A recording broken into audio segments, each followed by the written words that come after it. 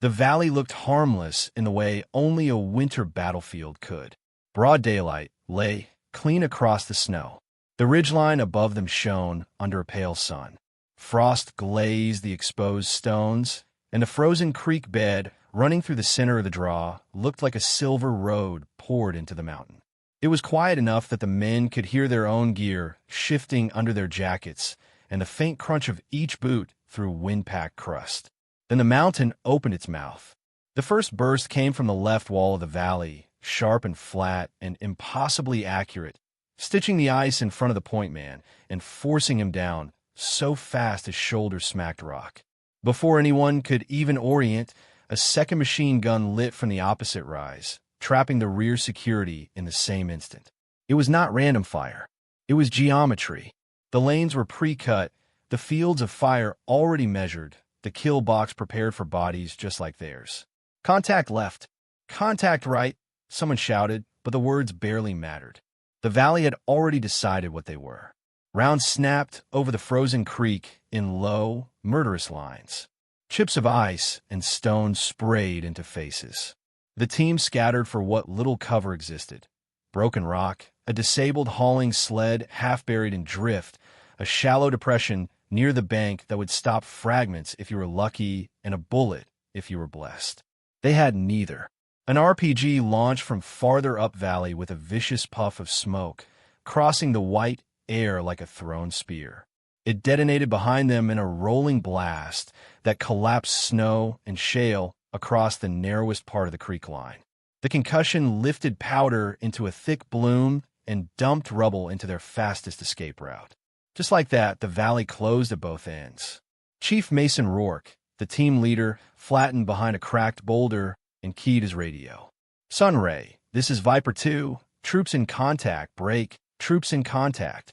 Static answered him. Not weather static. Not distance static. This was clipped, dirty interference that chewed on every word before it left his throat. He changed channels. Same thing. Tried the exfil bird's frequency. Worse. The signal didn't fade.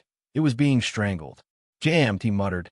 A few feet away, Ruiz, their medic, dragged himself on elbows through a spray of rounds toward Nolan, the breacher, who had gone down, clutching his leg. Ruiz kept his body low enough that the rounds hissed over his back instead of through it, but every inch cost effort. Movement in the valley had been reduced to measurements of pain. Crawl 2 inches. Freeze. Breathe. Crawl again. Another rocket team appeared on the upper slope, silhouetted for a heartbeat against the snow. RPG high right. Blake yelled. Nobody had the angle. Nobody had the time. Then a single shot cracked from somewhere above and beyond them. It was not loud at first. The valley caught it, bent it, threw the sound back late off the stone walls. But the effect was instant. The hostile machine gunner on the left wall snapped backward as if hooked by a cable, his weapon tumbling from his hands into the snow. For half a second, even the ambushers seemed confused. Blake looked up the slope, expecting to find another wave of attackers cresting into view. Instead, there was nothing but white rock, scrub, and the thin, hard daylight. Who the hell was that? He breathed. No one answered. No one could. The second shot came before the first echo fully died. The RPG gunner on the high right had just shouldered the tube, turning to drop a rocket directly into Ruiz and Nolan's patch of cover, when the round struck him high in the chest. He folded around the launcher, and the tube slipped from his hands, skidding down the snow in a dead spin. That was when Rourke understood. Whoever was up, there was not firing in panic, not trying to rack up bodies. The shots were stripping the fight down by function. Machine gun first. Rocket second. Force multipliers. Someone above the valley was reading the entire battle with a colder, clearer mind than anybody trapped inside it. He tried his radio again. Static bit back. Below him, Nolan swore through clenched teeth. Ruiz had reached him and was packing the wound with shaking, bloody gloves. Blake and Turner were down to controlled pairs, shooting only when they saw movement. The rear of the formation was cut off by broken shale. The front was locked by intersecting fire, and somewhere around them, maybe 50 fighters were working a rehearsed ambush in mountain terrain built to turn good troops into a frozen story told afterward by other people. Then the enemy shifted. Rourke saw men breaking from concealment, angling farther upslope, scanning outward instead of just inward now. They had felt the hidden hand enter the fight. They were looking for it. For her, though they did not know that yet. The firing resumed with renewed urgency. Snow burst off stone. The wrecked sled took 3 hits and jumped in place. Rourke pressed harder into cover and counted magazines in his head because the math already felt wrong. One man was bleeding into the snow. Their radios were dead. Their retreat route had been collapsed. Their extraction window was evaporating by the second. And somewhere high above them, in a place that should not have offered an angle at all, an unseen shooter had started taking the mountain back one shot at a time. 3 hours earlier, before the valley became a grave waiting to be decided, the mission had sounded almost routine. The helicopter had set them down on a wind-scoured shelf below a dead relay mast and an abandoned sensor station tucked against the mountain like a forgotten tooth.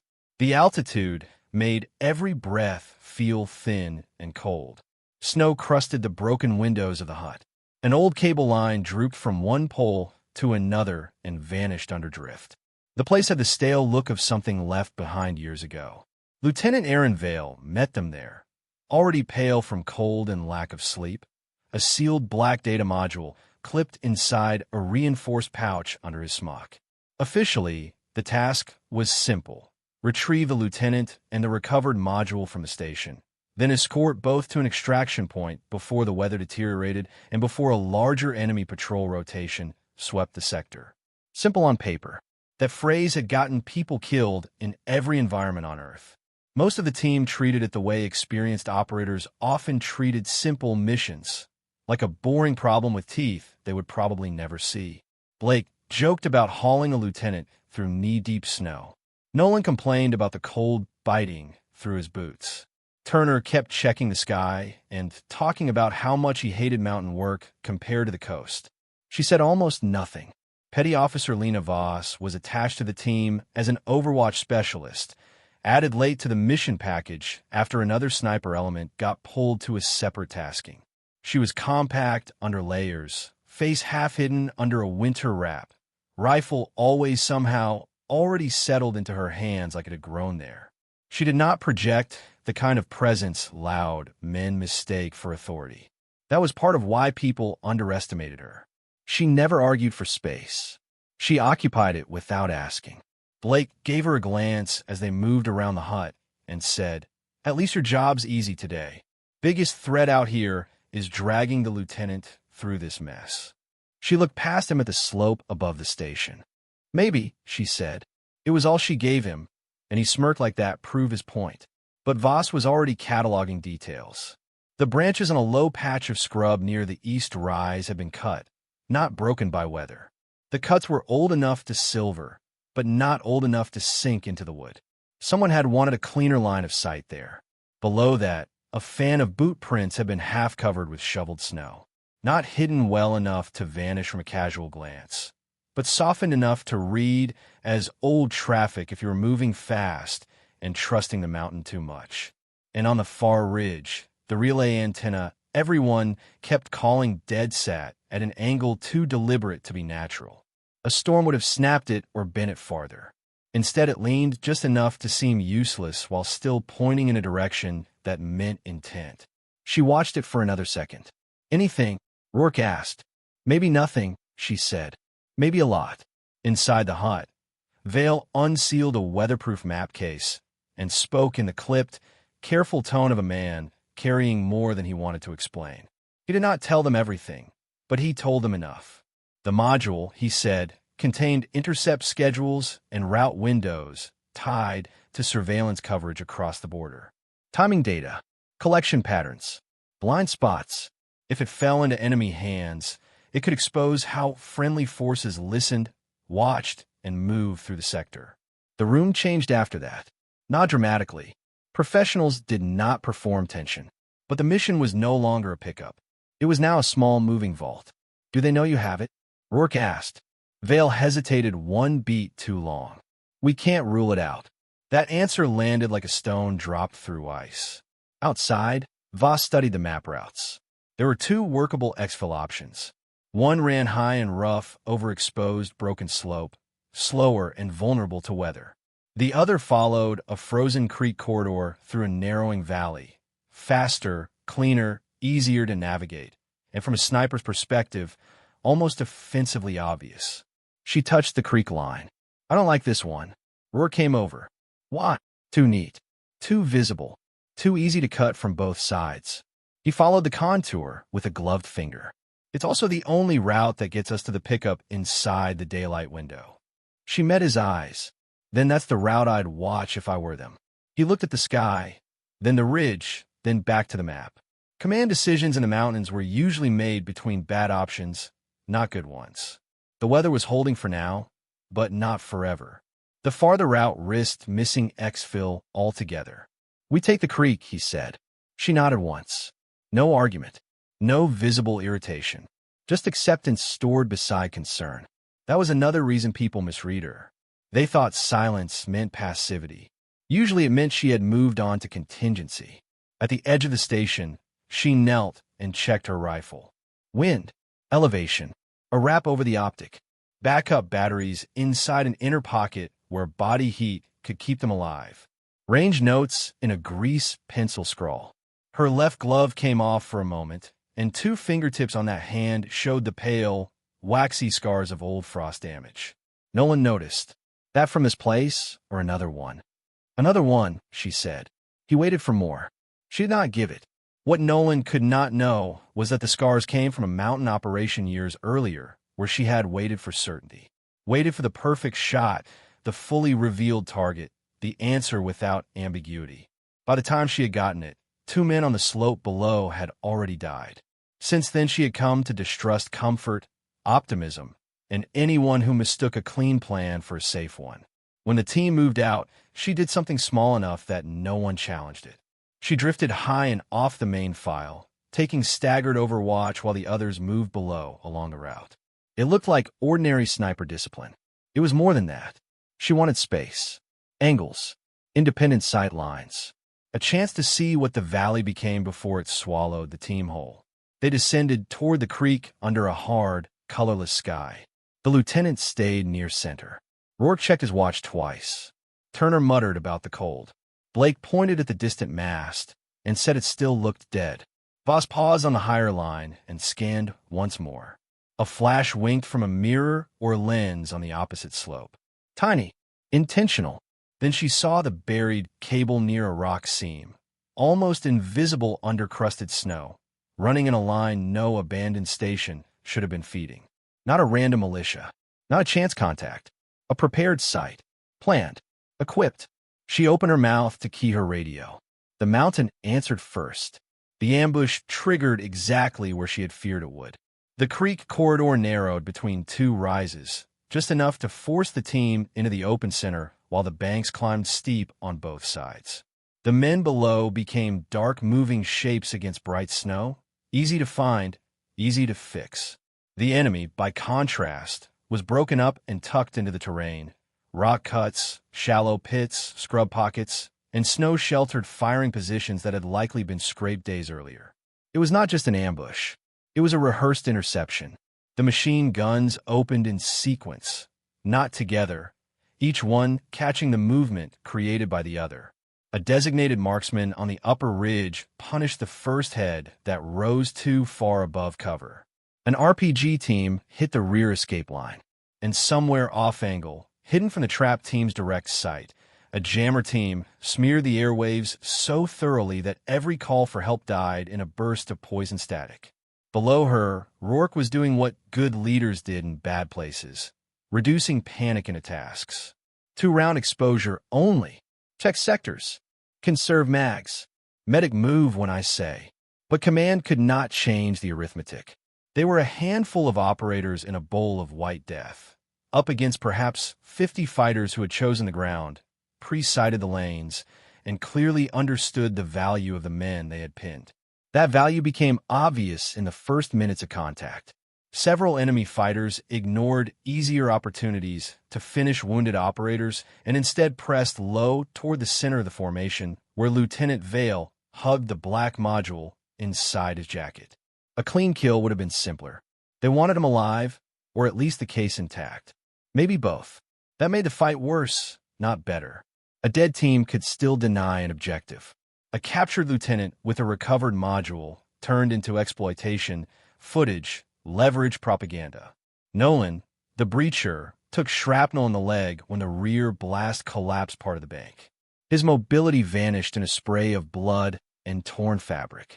That one wound instantly tied up Ruiz and Blake, turning one casualty into 3 problems. The wounded man, the medic treating him, and the gun needed to protect them both. Snow and smoke began to pulse through the valley in bright, choking veils. Every rocket impact kicked powder into the air. Every near miss slapped frozen dust off stone. 1 second the battlefield was painfully clear. The next it was a daylight whiteout where outlines blurred and muzzle flashes became ghosts. Voss stayed flat on her offset ridge and fought the urge to fire fast. A sniper who panicked became a beacon. One who fired for emotional relief died quickly and changed nothing. So she watched instead, counted, mapped. Machine gun left wall, RPG high right, spotter on a scrub line using hand signals, runners moving behind the false dead relay angle, a repeater node somewhere beyond the obvious kill positions, because the jamming was too clean to be improvised. She shifted her optic, found the cable she had seen earlier, and tracked it with patient fractions of movement until it vanished into a broken stone wall beside the abandoned mast. There, a repeater. Someone had revived the dead bones of the old relay site and turned it into the nerve bundle of the ambush. This was bigger than local fighters chasing a lucky hit. Down in the creek, Nolan's weapon barked again and again until the barrel smoked. He was trying to keep a flank honest while half flat on his side, pain turning his voice raw.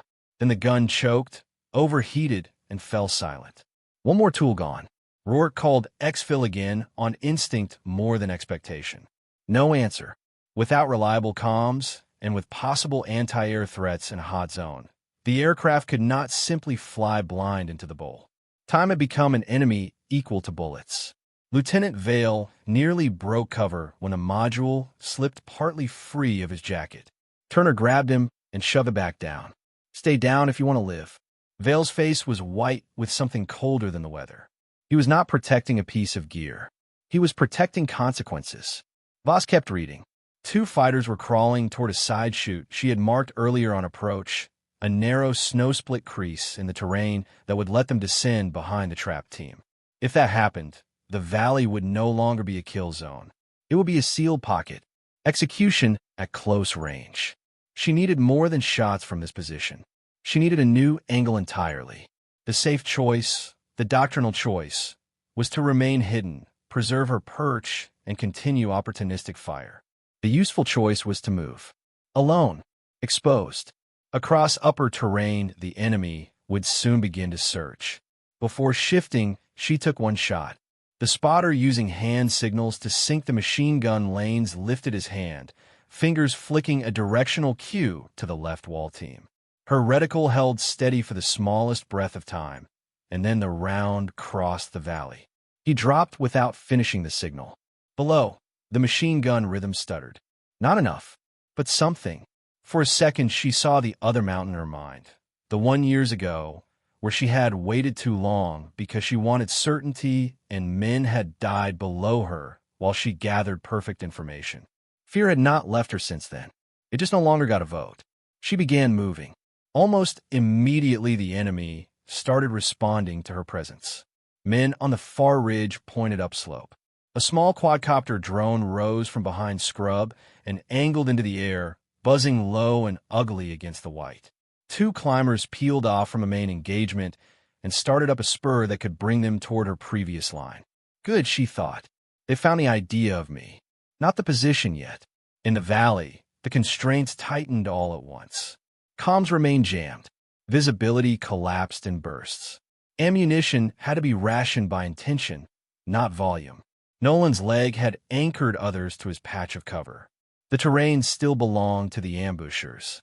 The extraction clock kept bleeding away, and now she was leaving the only hide that had kept her invisible, with hunters and a drone already climbing after the ghost that had started hurting them. Below, her team could not see her, could not guide her, could not help her. That was the worst part of mountain fights. The distances lied. People felt close because you could hear them. But the mountain separated lives by ridges, angles, and choices nobody else could make for you. She slipped across the upper slope, rifle close, boots placed with exact care. If she got the next position, they had a chance. If she didn't, the snow would keep all of them. The new route was the kind of path sensible people avoided even before someone started trying to kill them. A wind-scoured ledge ran high above the valley, no wider than a man's shoulders in places and broken by shelves of brittle crust. Under the crust waited loose ice, rock, and the kind of powder that could shear away under a boot and take noise, balance, and concealment with it in one betrayal. Below, the firefight pulsed through the creek corridor in sudden bright bursts. Up here, there was only the wind and the violent intimacy of each step. Voss chose the harder line on purpose. Anyone hunting her would expect retreat along usable terrain, low saddles, thicker rock, the nearest reverse slope. So she moved the other way, longer, colder, more exposed, and tactically smarter. It would take her above the assumptions of the climbers coming after her. Her breathing slowed to a discipline she had practiced for years. In through fabric stiff with frost, out in measured threads that wouldn't fog the optic when she raised it. One hand on rock, one boot testing weight, glove pressure light enough not to send snow sliding. Every movement small enough to disappear into the mountain's own language. Below her, the drones swept her old hide. Rounds hit the position she had abandoned minutes before, punching puffs through snow crust and dead scrub. She did not smile, but the fact registered. Her discipline had bought a sliver of deception, and in a fight like this, a sliver could become survival. She reached a narrow shelf overlooking part of the far ridgeline and settled low behind a hump of rock. The view was better. Not perfect, but better. Then she checked the rifle and found a new problem. The auxiliary optic mount had cracked, likely from earlier rock impacts or cold stress. The alignment was off just enough to matter. At certain angles, the image ghosted at the edge. She could still shoot, but not with the luxury of perfect clarity. She would have to work from simpler glass, hold knowledge, and terrain memory instead of ideal equipment. Fine. A perfect rifle was nice. A functional mind mattered more. She scanned the broken stone wall near the abandoned relay mast and found movement first, hardware second. Two men crouched low, one handling cable, the other working near a boxy shape camouflaged with snow netting. The repeater, the jammer node, sat lower than she had expected, tucked into ruin and drift. Beyond it, farther back in a protected notch, another figure moved differently from the rest. Not faster, not braver, more central. Men looked to him before shifting. A runner knelt near him, then sprinted away. Hand signals radiated from that notch outward like spokes. Command. So the jammer mattered, but it was not the only heart in the body. She settled deeper and tracked across the area again. A third figure stood near ammunition crates. A local by the look of him, underdressed, not armed, movements hesitant and too slow. Porter or coerce guide, not a fighter. That narrowed her options. Certain lines of fire were gone now. Some people imagined snipers as machines that solved all problems with distance. In reality, distance often made restraint harder, not easier. You saw more. You had to decide more. Movement below caught her eye. Two climbers had reached a lower spur beneath her shelf. They were not close yet, but they were methodical, scanning upward, using pauses like trained men instead of charging like fools. If she fired at the wrong moment, they would vector straight onto her. Down in the valley, the team was fraying. Rourke had taken a shoulder hit and was still trying to direct sectors with one arm. Magazines were being redistributed by hand. Ruiz worked over Nolan with fingers that shook from cold, blood, and effort. Turner kept dragging the lieutenant flatter every time Vale tried to lift his head and look for some path through the trap.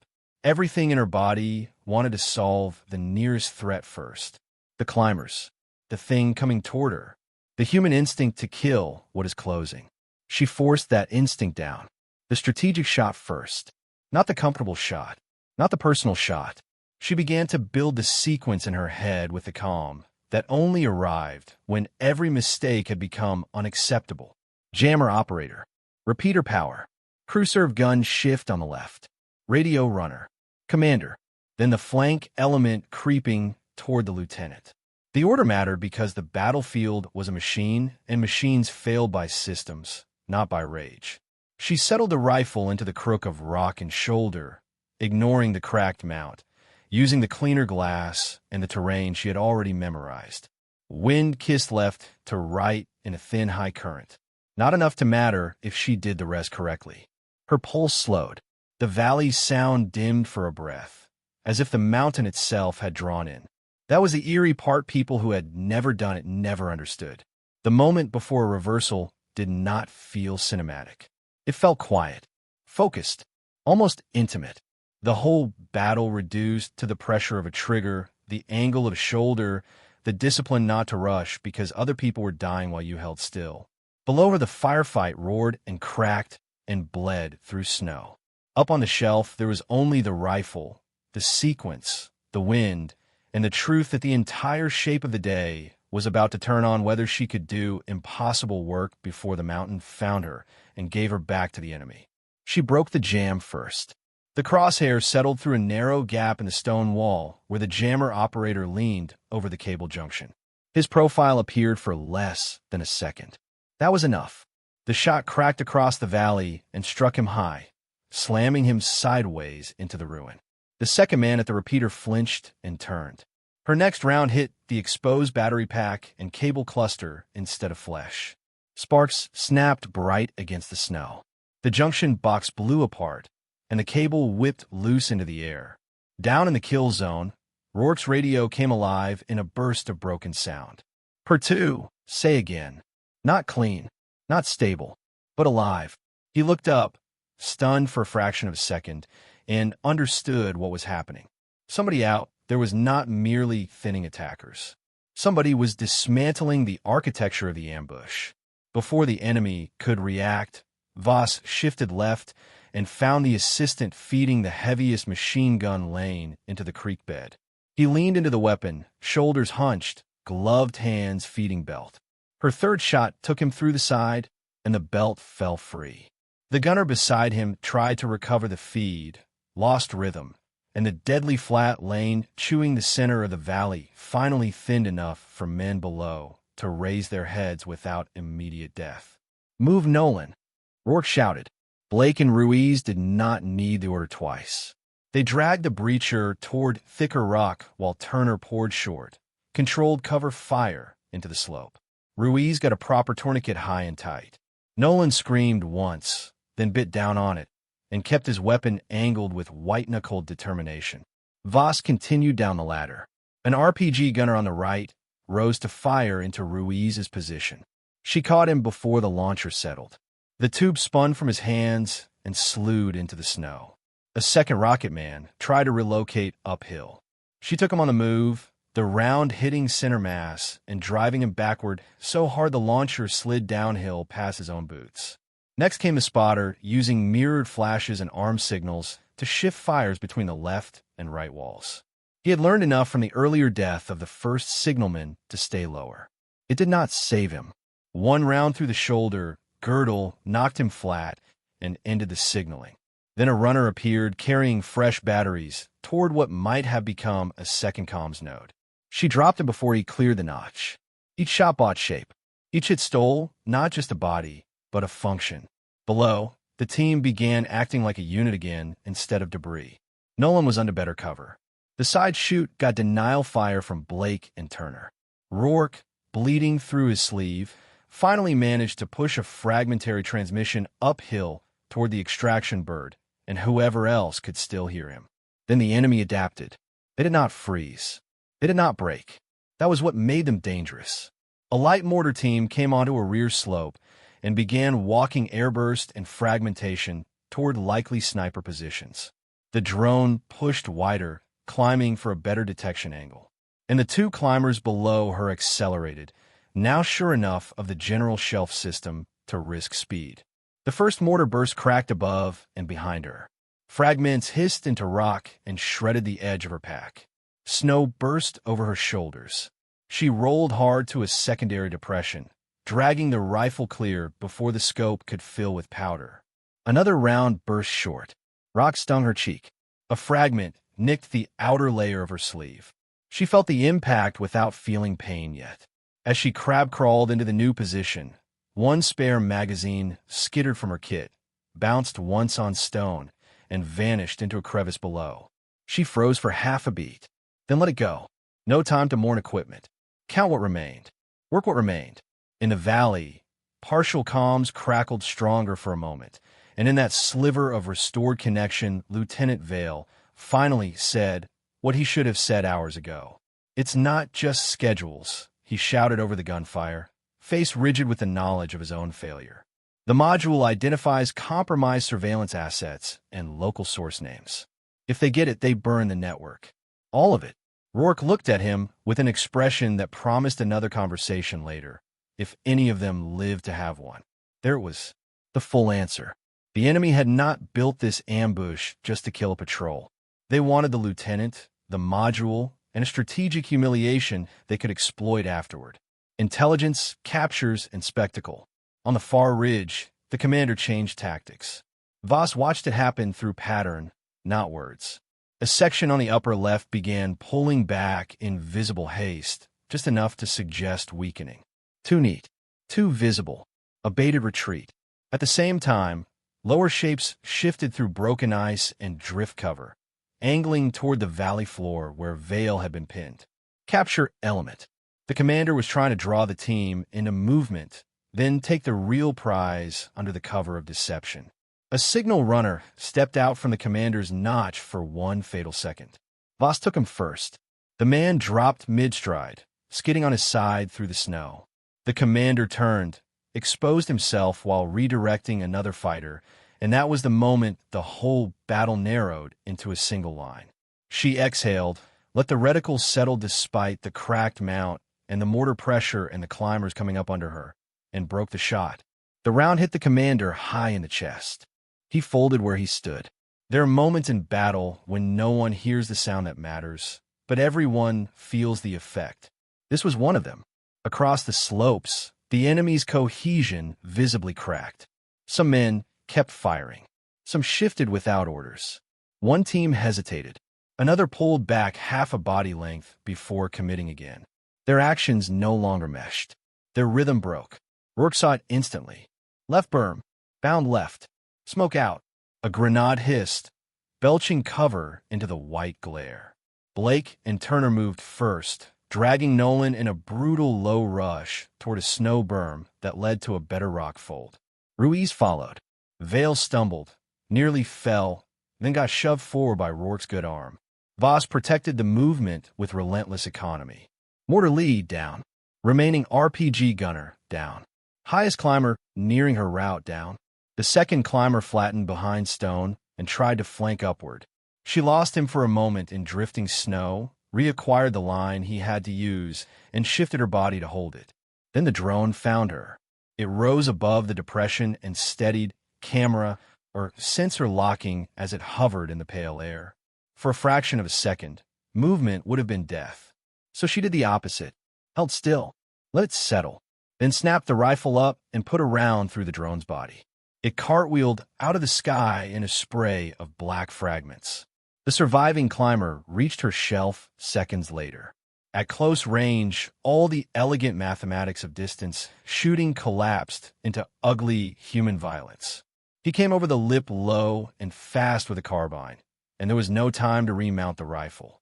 She drove the barrel into his line, rolled sideways against rock, drew her sidearm, and fired in the compressed, deafening chaos of breath, snow, fabric, and impact. He fell hard enough to knock loose crust over both of them. For a second she stayed there, chest heaving, the intimacy of that fight somehow harsher than the long-range kills. Below, the team reached the lieutenant and reformed around the module in a rough, all-around defense at the rock fold. They were no longer pinned helpless in the creek. They had ground. Thin ground, but Rourke got the extraction bird again. Hot LZ. Brief window. Marking north edge. You come now, or you don't come.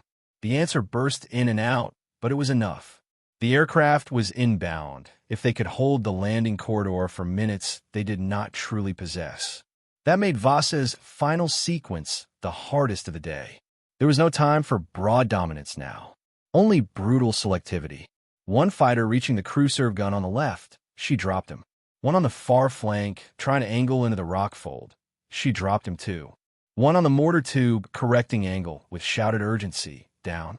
One hostile, trying to mark the landing zone with enemy smoke. Down before the canister left his hand. Every kill was a structural correction, restoring a little more order to a battlefield that wanted only collapse. The thump of rotor blades arrived faintly, then stronger, reverberating through the valley walls like another form of artillery. Surviving attackers heard it too. They made one final surge, not disciplined now, but desperate, driving toward the lieutenant through drifting snow at the edge of visibility. Voss found the lead man through a seam in the wideout, half seen, charging low with grenade pouches slapping against his chest. She fired once. He pitched forward and the rush behind him faltered just enough. Just enough for Blake and Turner to pour fire into the broken formation and stop the charge short of grenade distance. The aircraft dropped into the corridor in a storm of snow and rotor wash. Rourke shoved Vale aboard first, then Nolan with Ruiz and Blake hauling. Turner backed up, firing. Rourke took the last few steps half-turning, still covering, still refusing to leave the ground mentally until the ground left him. Voss moved only when the team was moving. She came off the shelf line like a shadow returning to her own story, descended through her chosen route, and reached the extraction zone under the noise and spray as if she had been carved out of the same white violence around them. When the aircraft lifted, the valley fell away beneath them in broken ridges, burnt powder stains, small dark shapes on the snow, and the dead relay massed leaning over the whole scene like a witness too old to speak. No one in the cabin cheered. They were alive. That was different. After a fight like that, silence did not feel empty. It felt heavy. Inside the aircraft, nobody spoke for the first minute except Ruiz, who kept giving clipped medical updates over the engine noise while working on Nolan's leg.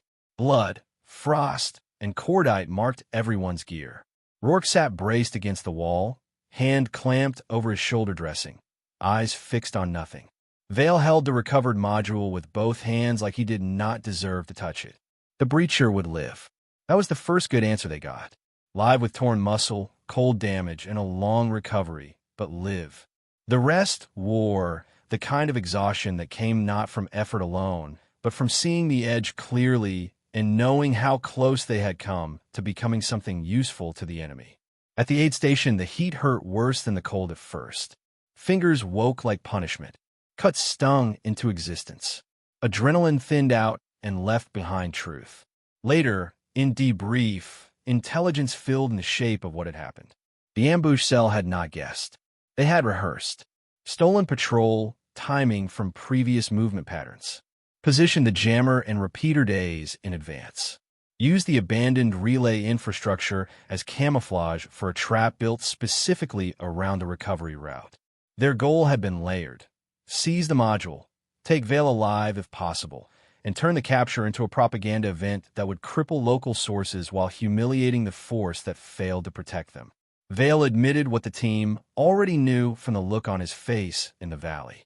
He had withheld the module's full significance to reduce leak risk. In doing so, he had also denied the escort element the threat posture and route caution the truth would have justified. Rourke listened without expression and said only, "Next time, everyone carrying the risk gets the whole risk." Nobody argued. When the debrief shifted to the fight itself, people kept glancing toward Voss. Blake did it first, almost embarrassed by the memory of his own earlier dismissal. Nolan did it openly from a medical cot. Turner, who rarely said anything soft, looked at her once and nodded like he had revised a private map of the world. It was not mythology they saw now, not luck, not some impossible ice-vein machine immune to fear. They knew what she had been on that mountain. Cold, alone, hunted, working with damaged gear and shrinking ammunition while deciding the battle one discipline choice at a time. Part of her own burden eased in that room, though she would never have called it that aloud. Years ago on another mountain, she had waited for certainty and paid for it in other people's blood. This time she had accepted imperfect shots, imperfect knowledge, imperfect conditions. And because of that, people came home. Rourke gave her public credit in the clean, restrained way professionals did. She saved the element, he said. Voss shook her head once. The element held long enough to be saved. It was not false modesty. It was her way of refusing the easy lone hero story. Teams lived together or not at all. Even so, the shift in the room remained. She was no longer the quiet attachment on the edge of the formation. She was part of the reason the formation still existed. Later, alone for a minute outside the aid station, she sat on a crate and rewrapped the cracked optic mount with slow, practiced hands. Snow fell lightly in the daylight again. The same white landscape had returned to silence, as if it had never held machine guns, rockets, fear, or men calling for medics in the cold. She looked down at the pale scar tissue on 2 fingers of her left hand. Once, those scars had meant failure to her. Now, they meant memory, and memory, used properly, had kept people alive. When the next movement order came, the team filed toward transport with fresh bandages, stiff steps, and a strange calm that follows survival. No speeches, no applause, just gear, breath, and routine reasserting itself over catastrophe. As Voss approached, Blake shifted over on the bench inside the transport and left room for her without saying a word. That was enough. She climbed in, rifle across her knees, and the doors shut on the falling snow. Outside, the mountain kept its silence. But for one terrible stretch of daylight, it had listened to her instead, and that had been the only voice the enemy could not stop.